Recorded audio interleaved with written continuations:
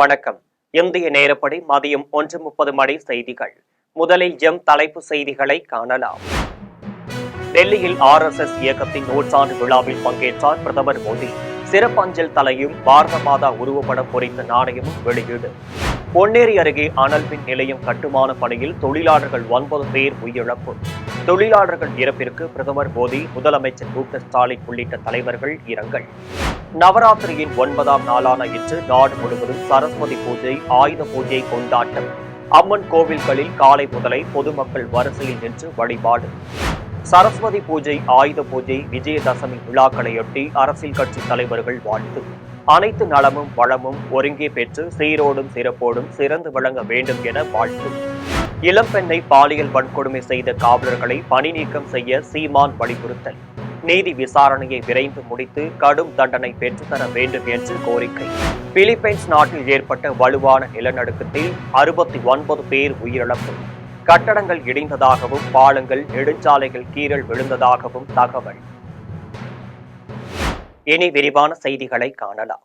RSS இயக்கத்தின் நூற்றாண்டு விழாவில் பங்கேற்ற பிரதமர் நரேந்திர மோடி, நாடே முதன்மையானது என்ற கொள்கையின் அடிப்படையில் RSS அமைப்பு செயல்பட்டு வருவதாக தெரிவித்துள்ளார். RSS என்று சுருக்கமாக அழைக்கப்படும் ராஷ்டிர வைவம் சேவக் சங்கம் நாக்பூரில் 1925ஆம் ஆண்டு விஜயதசமி நாளில் கேசவ பலிராம் ஹெக்ட்கேவாரால் தொடங்கப்பட்டது. இந்த இயக்கத்தின் நூற்றாண்டு நிறைவு விழா மத்திய அரசின் பண்பாட்டுத்துறை சார்பில் டெல்லியில் நடைபெற்றது. இதில் பிரதமர் நரேந்திர மோடி தலைமை விருந்தினராக கலந்து கொண்டு நினைவு அஞ்சல் தலைப்பையும் RSS அமைப்பின் நூற்றாண்டு பங்களிப்பை நினைவு கூறும் வகையில் 100 ரூபாய் நாணயத்தையும் வெளியிட்டார். விழாவில் பேசிய பிரதமர் நரேந்திர மோடி, விஜயதசமி என்பது தீமையை நன்மை வெற்றி கொண்ட நாளை குறிப்பதாகவும், அநீதியை நீதி வென்றதையும், பொய்யை உண்மை வென்றதையும், இருளை ஒளி வென்றதையும் அது குறிப்பதாக தெரிவித்தார். RSS நூற்றாண்டு விழாவையொட்டி வெளியிட்டுள்ள சிறப்பு நாணயத்தில் ஒருபுறம் இந்திய அரசின் சின்னமும், மறுபுறம் சிம்ம வாகனத்தில் அமர்ந்துள்ள பாரத மாதாவின் படமும் பொறிக்கப்பட்டுள்ளதாக தெரிவித்தார். 1963ஆம் ஆண்டு குடியரசு நாள் அணிவகுப்பில் RSS தொண்டர்கள் பங்கேற்றதையும் நினைவு கூர்ந்தார். RSS அமைப்பு அதன் துணை அமைப்புகளும் நாடே முதன்மையானது என்ற கொள்கையின் அடிப்படையில் செயல்பட்டு வருவதாக பிரதமர் மோடி குறிப்பிட்டார். திருவள்ளூர் பொன்னேரி அருகே அனல் மின் நிலைய கட்டுமான பணியில் ஈடுபட்ட தொழிலாளர்கள் 9 பேர் கீழே விழுந்து உயிரிழந்தனர். உயிரிழந்த தொழிலாளர்களின் குடும்பத்திற்கு முதலமைச்சர் மு.க.ஸ்டாலின் 10 லட்சம் ரூபாயும், பிரதமர் மோடி 2 லட்சம் ரூபாயும் நிதி உதவி அறிவித்துள்ளனர். பொன்னேரி அருகே வாயலூரில் எண்ணூர் சிறப்பு பொருளாதார மண்டல மிக உய அனல் மின் திட்ட கட்டுமான பணிகள் நடைபெற்று வருகின்றன. ஒவ்வொன்றும் 660 மெகாவாட் திறன் உள்ள 2 அலகுகள் கட்டும் பணிகள் முக்கால்வாசி முடிவடைந்துள்ளது. எஞ்சிய பணிகள் மும்முரமாக நடைபெற்று வருகின்றன. 3000க்கும் மேற்பட்ட வட மாநில தொழிலாளர்கள் இங்கு தங்கி பணியாற்றி வருகின்றனர். நிலக்கரி கையாளும் கிடங்கு பிரிவில் வட மாநில தொழிலாளர்கள் மிகப்பெரிய வளைவு அமைக்கும் பணியில் ஈடுபட்டிருந்தனர். செவ்வாய் மாலை சுமார் 150 அடி உயரத்தில் வட மாநில தொழிலாளர்கள் 10 பேர் பணியாற்றி வந்துள்ளனர். அப்போது வளைவுகள் அமைக்க பொருத்தப்பட்ட இரும்பு கம்பிகள் சரிந்து தொழிலாளர்கள் கீழே விழுந்து இரும்பு கம்பிகள் தொழிலாளர்கள் மீது விழுந்தனர். இந்த விபத்தில் தலை, உடலில் பலத்த காயமடைந்து தொழிலாளர்கள் இரத்த வெள்ளத்தில் கிடந்தனர். அவர்களை சிகிச்சைக்காக ஸ்டான்லி அரசு மருத்துவமனைக்கு கொண்டு சென்றனர். அங்கு பரிசோதித்த மருத்துவர்கள் 9 தொழிலாளர்கள் இறந்துவிட்டதாக தெரிவித்தனர். அசாம் மாநிலத்தைச் சேர்ந்த 9 தொழிலாளர்கள் உயிரிழந்த நிலையில் ஒருவருக்கு தீவிர சிகிச்சை அளிக்கப்பட்டு வருகிறது.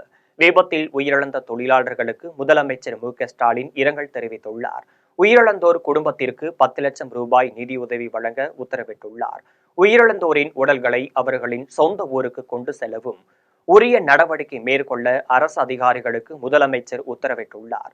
இதேபோல பிரதமர் நிவாரண நிதியில் இருந்து உயிரிழந்தவர்களின் குடும்பத்திற்கு 2 லட்சம் ரூபாய் வழங்க பிரதமர் மோடி உத்தரவிட்டுள்ளார்.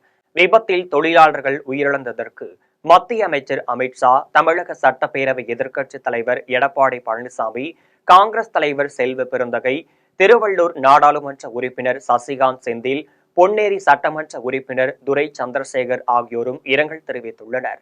விபத்து நேர்ந்த இடத்தில் தமிழ்நாடு மின் வாரிய தலைவர் ராதாகிருஷ்ணன் நேரில் ஆய்வு மேற்கொண்டார்.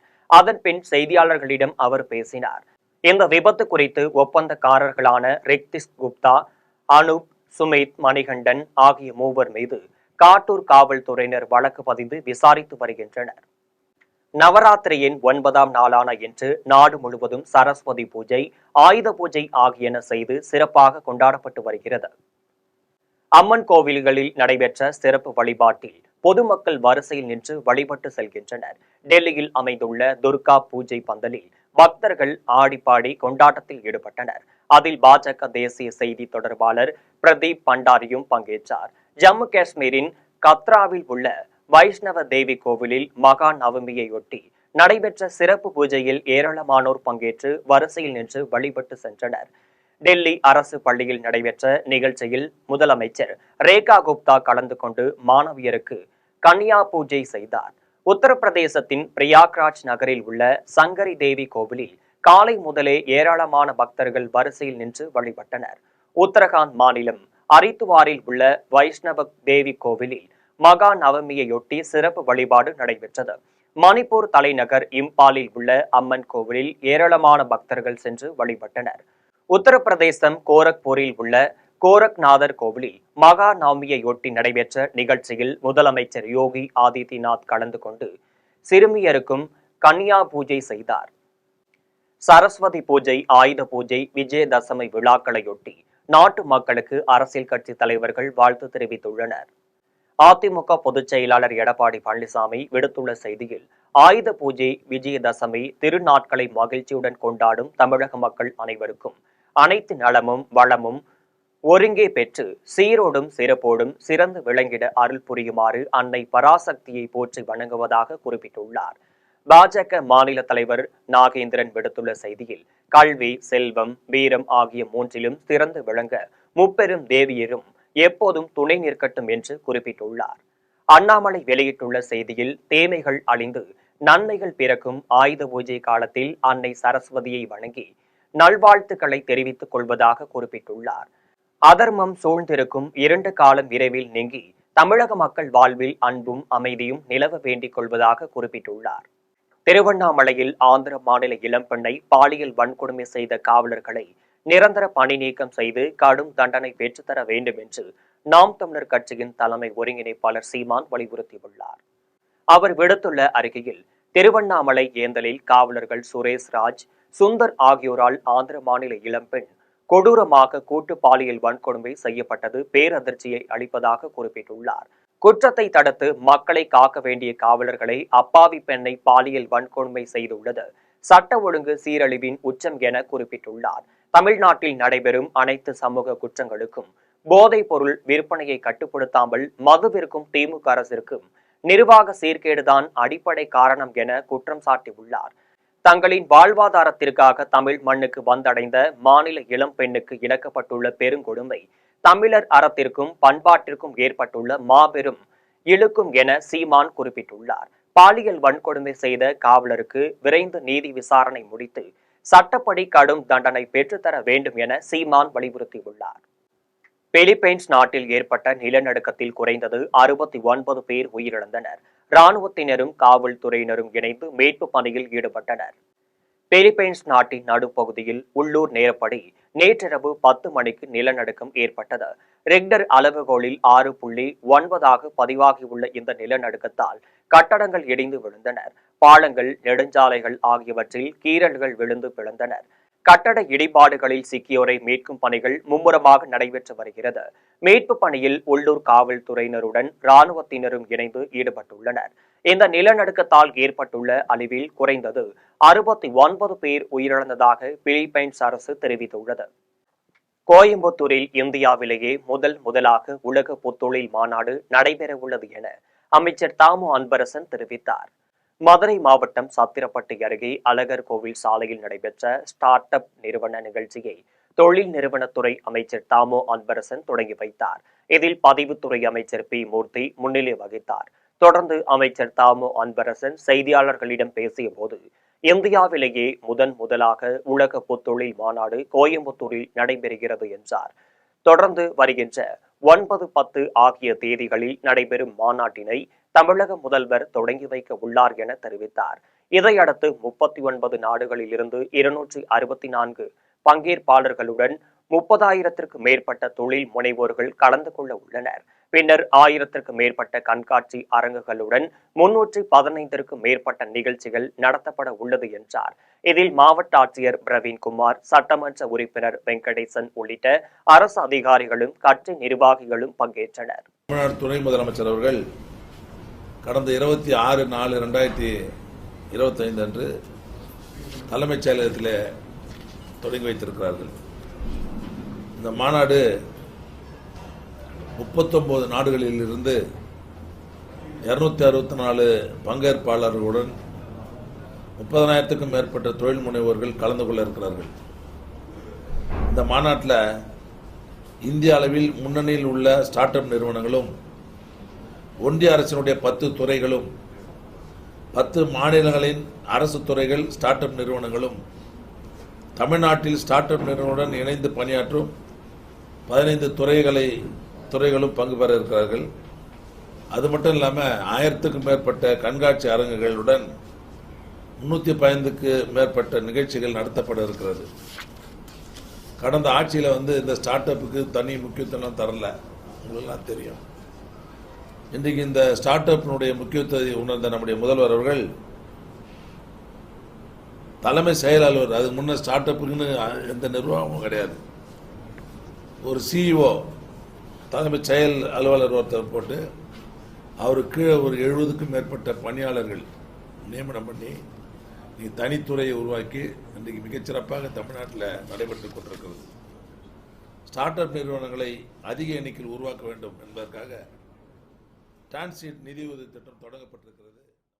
சேலம் மாவட்டம் தலைவாசல் பகுதியில் மாற்றுக் கட்சியினர் திமுகவில் இணையும் நிகழ்ச்சி நடைபெற்றது.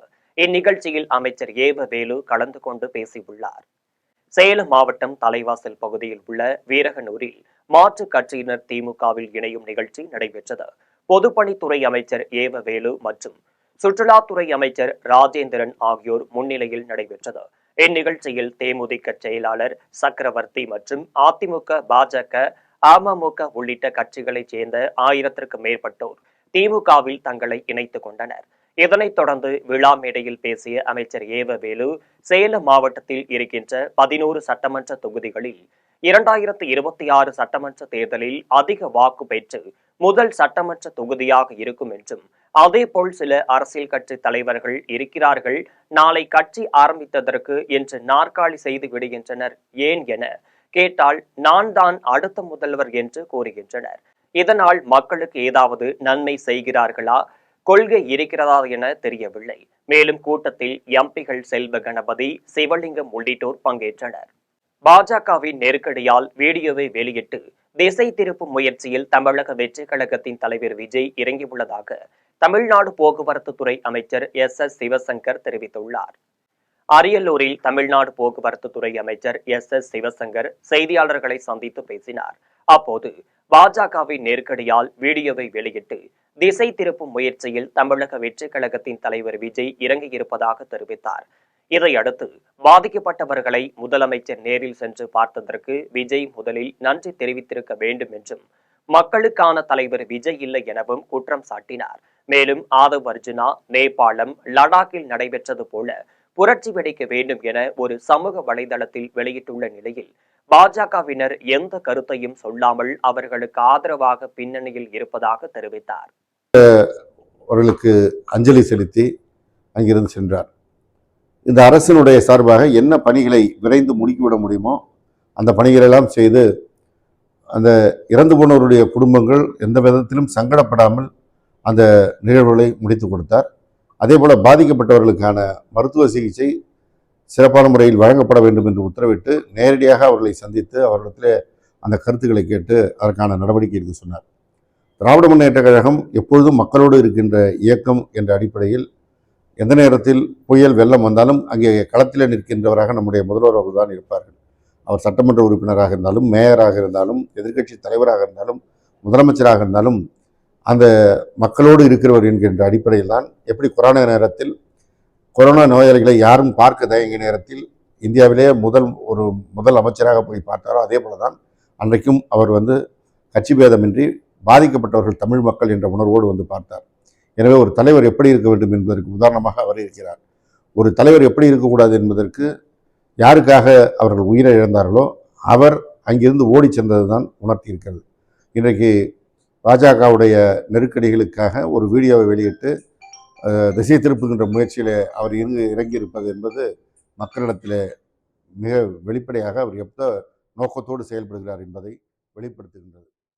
எடப்பாடி பழனிசாமி தலைமையிலான ஆட்சி அமைய தூத்துக்குடி அதிசய மணல் மாதா ஆலயத்திற்கு வெள்ளி கிரீடத்தை முன்னாள் அமைச்சர் SP சண்முகநாதன் வழங்கினார். தூத்துக்குடி மாவட்டம் சாத்தான்குளம் அடுத்த சொக்கன் குடியிருப்பில் அதிசய மணல் மாதா ஆலயத்தில் 227ஆம் ஆண்டு திருவிழா நடைபெற்றது. இதில் முன்னாள் அமைச்சர் SP சண்முகநாதன் கலந்து கொண்டார். பின்னர் அதிமுக பொதுச் செயலாளர் எடப்பாடி பழனிசாமி தலைமையில் மீண்டும் ஆட்சி அமைய வேண்டும் என்ற வேண்டுதலோடு வெள்ளி கிரீடத்தை அதிசய மணல் மாதாவிற்கு வழங்கினார். இந்நிகழ்ச்சியில் தூத்துக்குடி தெற்கு மாவட்ட அம்மா பேரவை இணை செயலாளர் ஞானப்பிரகாசம், சொக்கான் குடியிருப்பு அமுதன், ஒன்றிய செயலாளர்கள் அச்சம்பாடு சவுந்தரபாண்டியன், காசிராஜன் உள்ளிட்ட அதிமுக நிர்வாகிகள் பலர் கலந்து கொண்டனர். அதிமுக உறுப்பினர்களாக உள்ள எடப்பாடி, செங்கோட்டையன் ஆகிய 2 அணியினரும் மாறி மாறி ஒருவருக்கொருவர் குற்றச்சாட்டு தெரிவித்தபடி பேட்டியளித்தனர். கோவை மாவட்டம் கோபிச்செட்டிப்பாளையத்தில் நகராட்சி சார்பில் மன்ற உறுப்பினர்களுக்கான கூட்டம் நடைபெற்றது. இந்த கூட்டத்தில் அதிமுக பொதுச் செயலாளர் எடப்பாடி பழனிசாமியின் ஆதரவாளர்களும் முன்னாள் அமைச்சர் செங்கோட்டையனின் ஆதரவாளர்களும் கலந்து கொண்டனர். பின்னர் இரு அணியினரும் தனித்தனியாக செய்தியாளர்களை சந்தித்து பேட்டியளித்தனர். அப்போது செங்கோட்டையனின் ஆதரவாளர் தமிழ்ச்செல்வனிடம் செங்கோட்டையனுக்கு ஆதரவாக வார்டு செயலாளர்கள் ராஜினாமா செய்தது குறித்து கேட்டனர். இதற்கு அவர் அனைவரும் அதிமுக நகர செயலாளர்களிடம் கையொப்பமிட்டு வழங்கியுள்ளதாகவும் இது குறித்து நடவடிக்கை எடுத்தார்களா என்பது தெரியவில்லை என கூறினார். இதையடுத்து EPS ஆதரவாளரும் நகர செயலாளருமான பிரின்னியோ கணேஷ் செய்தியாளர்களை சந்தித்து பேசிய போது அதிமுகவினர் ராஜினாமா செய்த கடிதத்தை வழங்கியது குறித்து கேட்டபோது ராஜினாமா செய்த கடிதம் தன்னிடம் வழங்கவில்லை என்று தெரிவித்தார். இன்னைக்கு கூட்டத்தில் கலந்துருக்கிறோம். எத்தனை பேர் வந்து அதிமுக சார்பில் கலந்துருக்கீங்க? இன்னைக்கு எல்லா கவுன்சிலர்ஸும் கலந்துருக்கிறோம். எல்லா கவுன்சிலர்ஸ் கலந்துக்கிறோம். 13 கவுன்சிலர்ஸ் கலந்துக்கிறோம். இந்த 13 பேரும் எடப்பாடி பழனிசாமி அவர்கள் கோபி வந்திருந்தபோது கலந்துக்கவே இல்லையா? இல்லை, நாங்கள் வந்து நகராட்சி நகரமன்ற கூட்டத்துக்காக வந்து கலந்து எல்லா விஷயங்களும் செஞ்சுக்கிறதுக்காக இன்றைக்கி நகரமன்றத்துக்கு வந்திருக்கிறோம். 2 பேருமே இரட்டலை சின்னத்தில் நின்று வெற்றி பெற்றவங்க. ஆமாங்க. சின்னத்தினுடைய தலைவர் வராரு, பொதுச் செயலாளர் வராரு. இந்த 12 பேரும் ஏன் கலந்துக்கலீங்க? அதாவதுங்க, எங்களுக்கு வந்து ஒரு முகமாகவும் ஒரு அடையாளமாகவும் இருந்தவர் வந்து எங்களுடைய சட்டமன்ற உறுப்பினர். அவருடைய பணிகள் பார்த்தீங்கன்னா குள்ளம்பாளையத்தில் இப்போ எனக்கு வயது 52 ஆண்டுகளுக்கு முன்னால் குள்ளம்பாளையத்தில் சாதாரண ஒரு கிளையில் ஒரு பொறுப்பில் ஆரம்பித்த எங்களுடைய தலைவர். அதுக்கு பின்பு ஒருங்கிணைக்கப்பட்ட 11 தொகுதியும் ஒருங்கிணைக்கப்பட்ட மாவட்ட செயலாளராக வந்திருக்கிறார். அதுக்கு பிறகு சத்தியமங்கலம் தொட்டு இந்த கோபி வரை தொடர்ந்து எம்எல்ஏவாக இருந்திருக்கிறார். அதுக்கு பின்பு ஈரோடு மாவட்ட ஆவின் சேர்மனாக இருந்திருக்கிறார். அதற்கு பின்பு அம்மாவால் கழகத்தினுடைய தலைமை நிலைய செயலாளர், தமிழக எதிர்க்கட்சி கொறடா, தமிழகத்தினுடைய அவை முன்னவர் வரைக்கும் வந்திருக்கிறார். ஏன் கழகத்தினுடைய துணை பொதுச் செயலாளர் கூட இருந்திருக்கிறார்.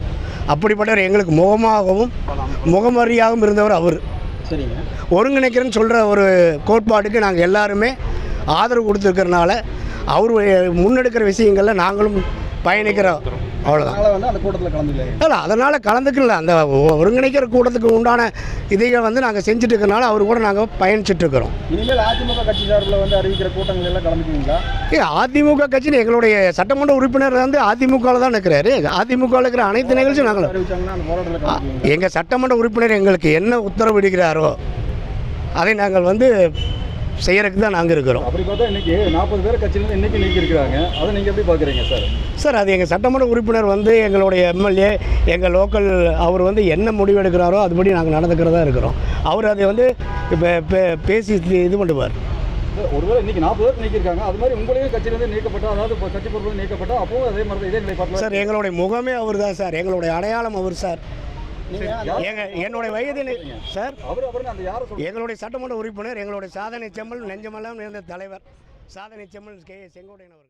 கரூரில் நடைபெற்ற தாவேகா பிரச்சாரத்தில் உயிரிழந்தவர்களுக்கு அஞ்சலி செலுத்தப்பட்டனர். இதில் தாவேகா தலைவர் வீடியோ வெளியிட்டுள்ளது அரசியலில் அவர் ஒரு ஜீரோ என்பதை காட்டுவதாக பல்சமய நல்லுறவு இயக்க தலைவர் விமர்சித்துள்ளார்.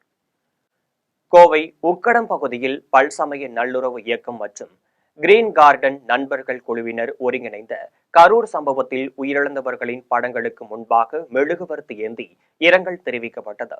மேலும் இதில் குழந்தைகள் உட்பட 50க்கும் மேற்பட்டோர் கலந்து கொண்டனர். இதில் பேசிய பல்சமய நல்லுறவு இயக்கத்தின் தலைவர் முகமது ரஃபி, கரூர் சம்பவம் குறித்து பொதுமக்களுக்கு அறிவுரை கூறும் வகையில் பொறுப்பாக தமிழக முதல்வர் பேசியுள்ளதாக தெரிவித்துள்ளார். இந்நிலையில் கரூர் பிரச்சார சம்பவம் நடந்து 3 நாட்களுக்கு பிறகு வீடியோ ஒன்றை வெளியிட்டு பேசியுள்ள தாவேக தலைவர் விஜய், பக்குவம் இல்லாமல் பொறுப்பற்ற முறையில் பேசியுள்ளதாக சுட்டிக்காட்டிய அவர், அரசியலில் நடிகர் விஜய் 0 என்பதை இதன் மூலம் நிரூபித்துள்ளதாக தெரிவித்தார். மேலும் மணிப்பூரில் பெரும் கலவரம் ஏற்பட்டு பலர் உயிரிழந்த நிலையில் அதை பற்றி ஒன்றும் கவலைப்படாத ஒன்றிய அரசு கரூரில் பாராளுமன்ற குழுவினரை அனுப்பி ஆய்வு செய்வது வேடிக்கையாக இருப்பதாகவும், மத்திய பாஜக அரசின் நாடகங்கள் ஒருபோதும் தமிழகத்தில் எடுபடாது என கடுமையாக விமர்சித்துள்ளார். இன்று உக்கடம் பகுதியிலே கிரீன் கார்டன் நண்பர் குழு சார்பாக 2 நாட்களுக்கு முன்பு கரூரில் ஒரு கட்சியின் ஊர்வலத்தில் இறந்த 41 பேருக்கு இன்று மெழுகுதிரி ஏந்தி அஞ்சலி செலுத்தப்பட்டது. தமிழகத்தில் இதுவரை நடைபெறாத ஒரு மிகப்பெரிய துயரமான சம்பவம். அன்று இரவெல்லாம் தமிழக மக்கள் உறங்கி இருக்க மாட்டார்கள், அனைவரும் விழித்து கொண்டிருந்தார்கள். அதில் நானும் விழித்து கொண்டிருந்தேன். மாண்புமிகு முதலமைச்சர் அவர்கள் உடனடியாக கரூர் வந்து அந்த மக்களை, இறந்து போன குடும்பத்தாரையும் பாதிக்கப்பட்ட மக்களையும் சந்தித்து ஆறுதல் கூறி, நான் இருக்கிறேன் என்று கூறிய பிறகுதான் தமிழக மக்கள் எல்லாம் ஒரு மனதில் ஒரு தைரியம் வந்தது. அந்த அளவுக்கு ஒரு துயரமான சம்பவம். இந்தியாவிலேயே முதன்மையான முதலமைச்சர் அவர்கள்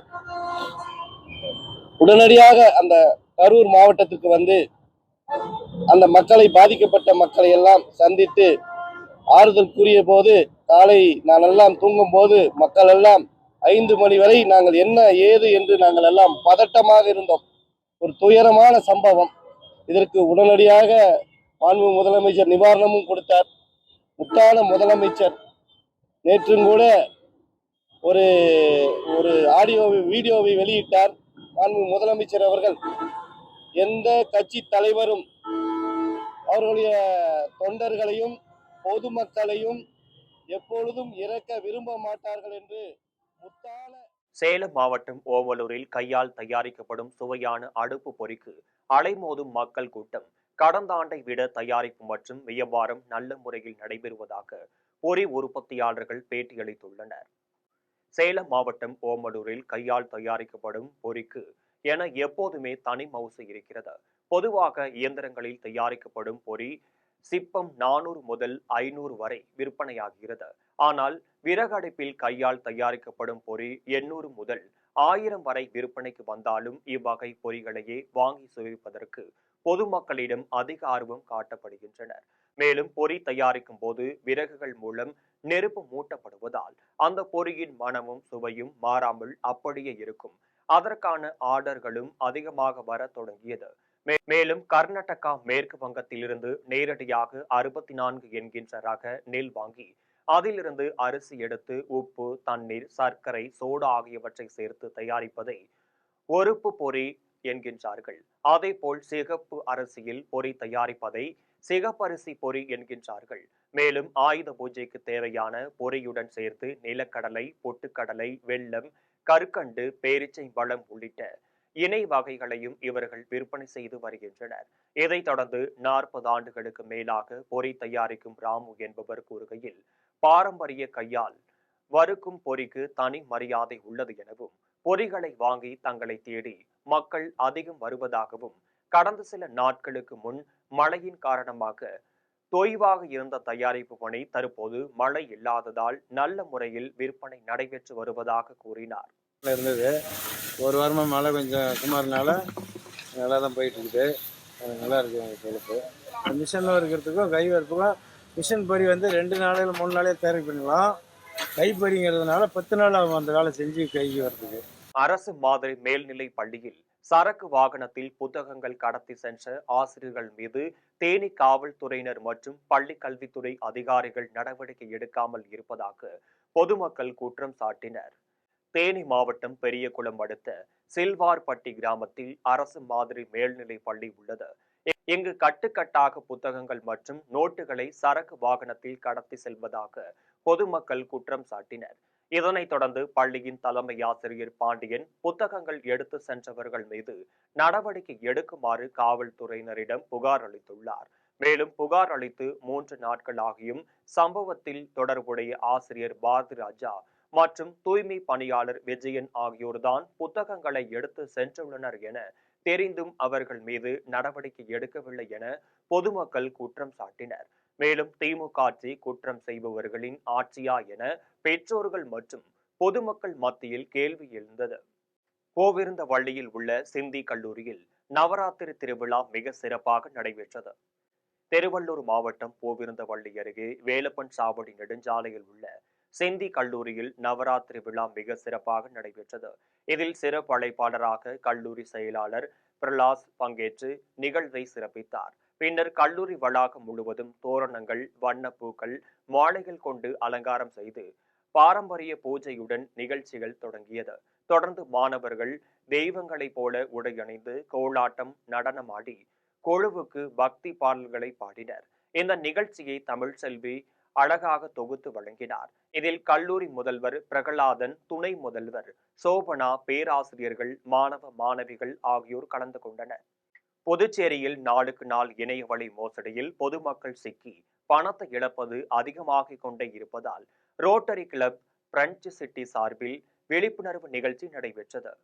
புதுச்சேரியில் உள்ள நேரு வீதி பட்டாணிக்கடை சந்திப்பில் நாளுக்கு நாள் இணையவழி மோசடியில் பொதுமக்கள் சிக்கி பணத்தை இழப்பது அதிகமாகிக் கொண்டே இருப்பதால் ரோட்டரி கிளப் பிரெஞ்சு சிட்டி சார்பில் விழிப்புணர்வு நிகழ்ச்சி நடைபெற்றது. இதில் இணையவழி காவல்துறை ஆய்வாளர்கள் கீர்த்தி, தியாகராஜன் ஆகியோர் ரோட்டரி கிளப் பிரெஞ்சு சிட்டியுடன் இணைந்து பல்வேறு விழிப்புணர்வு துண்டு பிரசுரங்களை பொதுமக்களுக்கு வழங்கினர். இதையடுத்து Rotary Club of French City தலைவர் பரிமளா, செயலாளர் கண்ணன், முன்னாள் தலைவர்கள், உறுப்பினர்கள் ஆகியோர் பங்கேற்று பொதுமக்களுக்கு விழிப்புணர்வு ஏற்படுத்தினர்.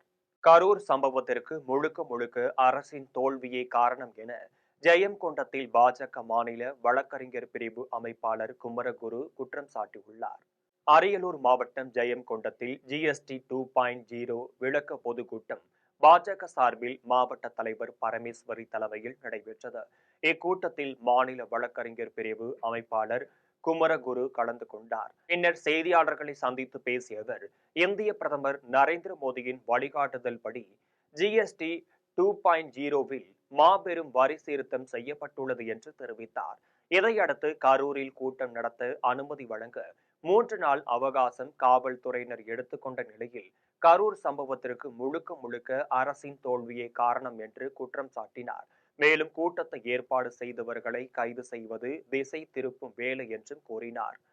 திருப்பத்தூரில் வக்ஃப் போர்டு சொத்துக்கள் திருட்டுத்தனமாக விற்பனை செய்பவர்கள் மீது நடவடிக்கை எடுக்க ஆலந்தூரில் வடக்கு மண்டல காவல்துறை தலைவர் அலுவலகத்தில் வாஜித் என்பவர் புகார் அளித்துள்ளார். சென்னை ஆலந்தூரில் உள்ள வடக்கு மண்டல காவல்துறை தலைவர் அலுவலகத்தில் திருப்பத்தூர் பகுதியைச் சேர்ந்த வாஜித் தலைமையில் 10க்கும் மேற்பட்டோர் புகார் மனு அளித்தனர். பின்னர் வாஜித் செய்தியாளர்களிடம் பேசிய போது, திருப்பத்தூரில் வக்ஃப் போர்டிற்கு சொந்தமான 200 கோடி ரூபாய்க்கு மேல் உள்ள சொத்துக்களை திருட்டுத்தனமாக பள்ளி வாசல்களை நிர்வாகிக்கும் முத்தவள்ளிகள் விற்றுள்ளதாக தெரிவித்தார். எனவே இது தொடர்பாக ஏற்கனவே பல முறை புகார் செய்தும் திருப்பத்தூர் காவல்துறையினர் நடவடிக்கை எடுக்காததால் காவல்துறை தலைவர் அலுவலகத்தில் புகார் செய்துள்ளதாக கூறினார். மேலும் வழக்கு பதிவு செய்து உரிய நடவடிக்கை எடுத்து வக்ஃப் சொத்துக்களை மீட்க வலியுறுத்தினார். எங்க திருப்பத்தூர்ல இருக்கிற நிறைய மசூதி சொத்தை முத்தோலிகள் திருடி இருக்கிறாங்க. 200 கோடிக்கு மேல சொத்து விற்பனை செஞ்சு இருக்கிறாங்க. அது வக்ஃப் போர்டுக்கும் தலைமைச் செயலகத்துக்கும் எல்லாத்துக்கும் எஸ்பி ஆபீஸ் எல்லாத்துக்கும் கம்ப்ளைண்ட் கொடுத்துருந்தோம். வாணியம்பாடி மற்றும் அதன் சுற்றுவட்டார பகுதிகளில் 15 இருசக்கர வாகனங்கள் திருடிய நபரை காவல்துறையினர் கைது செய்தனர். திருப்பத்தூர் மாவட்டம் வாணியம்பாடி மற்றும் அதன் சுற்றுவட்டார பகுதிகளில் தொடர்ந்து இருசக்கர வாகனங்கள் திருடு போவதாக காவல் நிலையங்களில் புகார்கள் பதிவாகியுள்ளது. இதனை அறிந்த மாவட்ட காவல் கண்காணிப்பாளர் சியாமலா தேவி காவல்துறையினருக்கு வாகன தணிக்கையில் ஈடுபட உத்தரவிட்டார். இதன் பேரில் வாணியம்பாடி நகர காவல்துறையினர் நேதாஜி நகரில் வாகன சோதனையில் ஈடுபட்டனர். அப்போது அவ்வழியாக இருசக்கர வாகனத்தில் வந்த நபரை நிறுத்தி விசாரணை மேற்கொண்ட போது அவர் முன்னுக்கு பின் முரணாக பதிலளித்தார். இதைத் தொடர்ந்து அவரை காவல் நிலையத்திற்கு அழைத்து சென்று தீவிர விசாரணை மேற்கொண்டனர். அவர் நேதாஜி நகர் பகுதியைச் சேர்ந்த நதீம் என்பதும் இருசக்கர வாகனங்கள் திருடியது தெரிய வந்தது. இதையடுத்து காவல்துறையினர் அவனிடம் இருந்து 15 இருசக்கர வாகனங்களை பறிமுதல் செய்து நீதிமன்றத்தில் ஆஜர்படுத்தி சிறையில் அடைத்தனர். வால்பாறையில் நகரமன்ற கூட்டத்தில் 6 மாத காலமாக கிடப்பில் போடப்பட்ட பணிகள் நடைபெற தீர்மானம் நிறைவேற்றப்பட்டுள்ளது. கோவை வால்பாறையில் திமுக நகரமன்ற தலைவருக்கு எதிராக திமுக கவுன்சிலர்களை எதிர்ப்பு தெரிவித்தனர். தொடர்ந்து நகரமன்ற கூட்டத்தை புறக்கணித்து வந்ததால் எந்த ஒரு வளர்ச்சி பணிகளும் நடைபெறவில்லை. இந்நிலையில் நகரமன்ற தலைவர் அழகு சுந்தரவள்ளி தலைமையில் நகரமன்ற கூட்டம் நடைபெற்றது. இதில் நகரமன்ற துணைத் தலைவர் செந்தில்குமார், நகராட்சி ஆணையாளர் குமரன் ஆகியோர் முன்னிலை வகித்தனர். இந்த கூட்டத்தில் கரூர் கூட்ட நெரிசலில் உயிரிழந்த 41 பேருக்கு அனைவரும் மௌன அஞ்சலி செலுத்தினர். தொடர்ந்து 99 பணிகள் அடங்கிய அஜெண்டா வாசிக்கப்பட்ட நிலையில் ஒரு பணி மட்டும் ஒத்திவைக்கப்பட்டு மீதமுள்ள 98 பணிகளும் நடைபெற தீர்மானம் நிறைவேற்றப்பட்டது. இதில் திமுகவை சேர்ந்த 20 நிர்வாகிகளும் அதிமுகவை சேர்ந்த ஒருவரும் கலந்து கொண்டனர். புதுக்கோட்டையில் சார் பதிவாளர் அலுவலகத்தை அப்புறப்படுத்தி அடிப்படை வசதிகளுடன் கூடிய அலுவலகம் அமைத்து தர வலியுறுத்தி பொதுமக்கள் கோரிக்கை விடுத்தனர். புதுக்கோட்டை மாவட்டம் கரம்பக்குடி கச்சேரி வீதியில் கடந்த 25 ஆண்டுகளுக்கு முன்பு கட்டப்பட்ட சார் பதிவாளர் அலுவலகத்தில் 100க்கும் மேற்பட்ட கிராமங்களைச் சேர்ந்தவர்களின் முக்கிய ஆவணங்கள் பதிவு செய்யப்பட்டு பாதுகாக்கப்படுகின்றனர். இந்நிலையில் அலுவலக கட்டிடமானது பழுதடைந்துள்ள நிலையில் மழைக்காலங்களில் ஆவணங்கள் நனைந்து வீணாகும் நிலை ஏற்பட்டுள்ளது. தொடர்ந்து கட்டிடம் எப்போது இடிந்து விழுமோ என்ற அச்சத்துடன் ஊழியர்கள் இருக்கின்றனர். பின்னர் அடிப்படை வசதிகளான குடிநீர் வசதி, கழிப்பறை வசதி இல்லாமல் 1/2 கிலோமீட்டர் தொலைவில் உள்ள பேருந்து நிலையத்தில் உள்ள கட்டண கழிப்பறையை பயன்படுத்தி வருகின்றனர். எனவே இந்த சார் பதிவாளர் அலுவலகத்தை அகற்றி அனைத்து வசதிகளுடன் கூடிய புதிய சார் பதிவாளர் அலுவலகம் கட்டித்தர வேண்டும் என பொதுமக்கள் கோரிக்கை விடுத்துள்ளனர். மதுரவாயலில் கத்தியுடன் வழிப்பறையில் ஈடுபட்டு கைது செய்யப்பட்ட பெண் உட்பட 2 3 ஆண்டுகள் சிறை தண்டனையை நீதிமன்றம் தீர்ப்பாக வழங்கியுள்ளது. சென்னை மதுரவாயில் அருகே காரப்பாக்கத்தில் சாலையில் நடந்து செல்பவர்களிடம் தங்க நகைகளை பறித்து கொண்டு தப்பி செல்லும் கும்பல் தொடர்பாக காவல்துறையினர் தீவிர விசாரணை நடத்தி வருகின்றனர். இந்நிலையில் வளசரவாகத்தில் ரோந்து பணியில் இருந்தபோது விக்கி என்ற இளைஞரையும் அவருடன் ஆட்டோவில் திரிந்து வழிபடுகின்ற ஜெயஸ்ரீ என்ற பெண்ணையும் காவல்துறையினர் கைது செய்தனர். தொடர்ந்து 2 சிறார்கள் கைது செய்த நிலையில் கூர்நோக்கு பள்ளி சிறைக்கு அனுப்பி வைத்தனர். பின்னர் புழல் சிறையில் ஜெயஸ்ரீ, விக்கி இருவரையும் அடைத்து வழக்கு பதிவு செய்து விசாரணை நடைபெற்றது. இதில் பூந்தமல்லி நீதிமன்றம் 2 3 ஆண்டுகள் சிறை தண்டனையும் தலா 1000 ரூபாய் அபராதத்தையும் தீர்ப்பாக வழங்கியுள்ளது. இனி வருவது தங்கம், வெள்ளி விலை மற்றும் பங்குச்சந்தை நிலவரம்.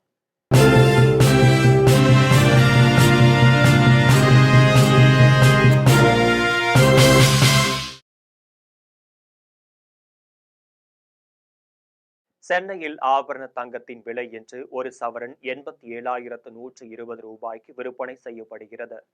சென்னையில் இன்று ஆபரண தங்கத்தின் விலை கிராமிற்கு 30 ரூபாய் அதிகரித்து 10,890 ரூபாய்க்கு விற்பனை செய்யப்படுகிறது. மேலும் ஒரு சவரன் 240 ரூபாய் அதிகரித்து 87,120 ரூபாய்க்கு விற்பனை செய்யப்படுகிறது. 24 கேரட் தூய தங்கம் ஒரு சவரன் 95,040 ரூபாய்க்கு விற்பனை செய்யப்படுகிறது. மேலும் 1 கிராம் வெள்ளி 160 ரூபாய்க்கும் 1 கிலோ வெள்ளி 1,60,000 ரூபாய்க்கு விற்பனை செய்யப்படுகிறது. மும்பை பங்குச்சந்தை இன்று உயர்வுடன் காணப்படுகிறது. மும்பை பங்குச்சந்தை குறியீட்டு எண் சென்செக்ஸ் 339 புள்ளிகள் அதிகரித்து 80,607 புள்ளிகளில் வணிகமாகிறது. தேசிய பங்குச்சந்தை குறியீட்டு எண் நிப்டி 91 புள்ளிகள் அதிகரித்து 24,702 புள்ளிகளில் வணிகமாகிறது. மீண்டும் ஜெம் தலைப்பு செய்திகள். டெல்லியில் RSS இயக்கத்தின் 100 ஆண்டு விழாவில் பங்கேற்றார் பிரதமர் மோடி. சிறப்பஞ்சல் தலையும் பாரத மாதா உருவப்படம் பொறித்த நாணயமும் வெளியீடு. பொன்னேரி அருகே அனல் மின் நிலையம் கட்டுமான பணியில் தொழிலாளர்கள் 9 பேர் உயிரிழப்பு. தொழிலாளர்கள் இறப்பிற்கு பிரதமர் மோடி, முதலமைச்சர் மு.க. ஸ்டாலின் உள்ளிட்ட தலைவர்கள் இரங்கல். நவராத்திரியின் 9ஆம் நாளான இன்று நாடு முழுவதும் சரஸ்வதி பூஜை, ஆயுத பூஜை கொண்டாட்டம். அம்மன் கோவில்களில் காலை முதலை பொதுமக்கள் வரிசையில் நின்று வழிபாடு. சரஸ்வதி பூஜை, ஆயுத பூஜை, விஜயதசமி விழாக்களையொட்டி அரசியல் கட்சி தலைவர்கள் வாழ்த்து. அனைத்து நலமும் வளமும் ஒருங்கே பெற்று சீரோடும் சிறப்போடும் சிறந்து விளங்க வேண்டும் என வாழ்த்து. இளம்பெண்ணை பாலியல் வன்கொடுமை செய்த காவலர்களை பணி நீக்கம் செய்ய சீமான் வலியுறுத்தல். நீதி விசாரணையை விரைந்து முடித்து கடும் தண்டனை பெற்றுத்தர வேண்டும் என்று கோரிக்கை. பிலிப்பைன்ஸ் நாட்டில் ஏற்பட்ட வலுவான நிலநடுக்கத்தில் 69 பேர் உயிரிழப்பு. கட்டடங்கள் இடிந்ததாகவும் பாலங்கள், நெடுஞ்சாலைகள் கீறல் விழுந்ததாகவும் தகவல். இத்துடன் ஜெம் செய்திகள் நிறைவடைகின்றன. மீண்டும் ஜெம் செய்திகள் மாலை 6 மணிக்கு. உடனுக்குடன் செய்திகளை காண gemlive.tv என்ற இணையதளத்தில் இணைந்திருங்கள். நன்றி, வணக்கம்.